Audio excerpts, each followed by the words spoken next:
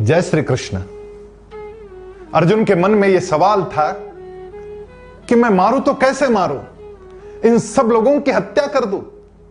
ये मेरे भाई, ये मेरे बहनोई, ये मेरे गुरु, ये मेरे पितामह, ये मेरे शालक, इन लोगों की हत्या से मुझे जो पाप लगेगा और इनके घर में जो दुर्दशा होगी, इस पाप का मैं भागी बनूंगा।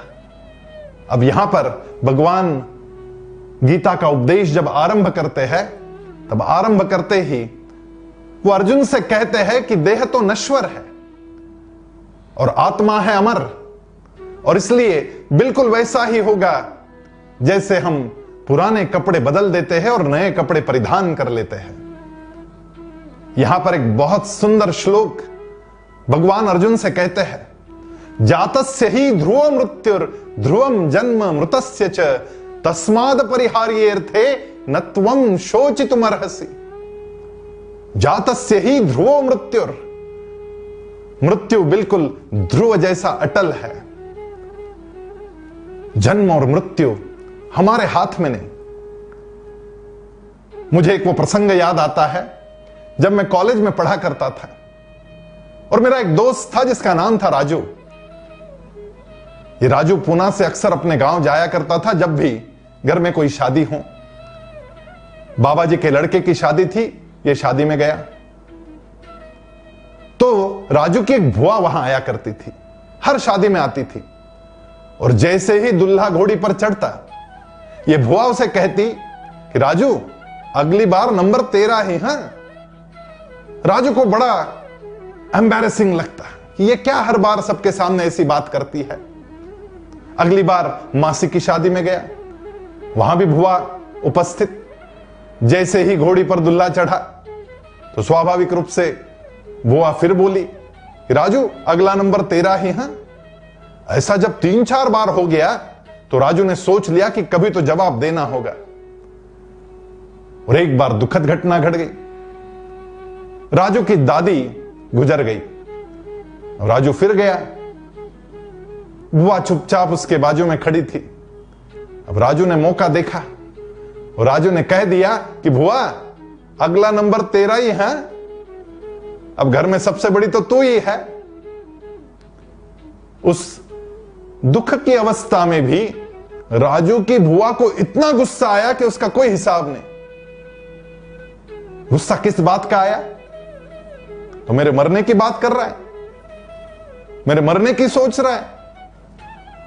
भगवान कह रहा है कि जिंदगी की जो एबीसीडी होती है ना, उसमें बी होता है बर्थ का और डी होता है डेथ का। बी और डी, ये बर्थ और डेथ, ये जन्म और ये मृत्यु, ये हमारे हाथ में नहीं है।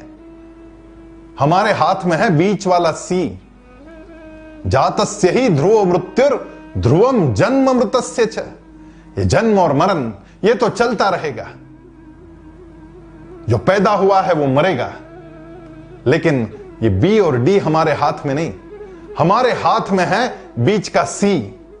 जो चीज निश्चित है, हर आदमी जो इस दुनिया में आया उसका जाना निश्चित है। फिर उसके लिए शोक किस बात का? जो बात हमारे हाथ में नहीं, उसका दर्द किस बात का?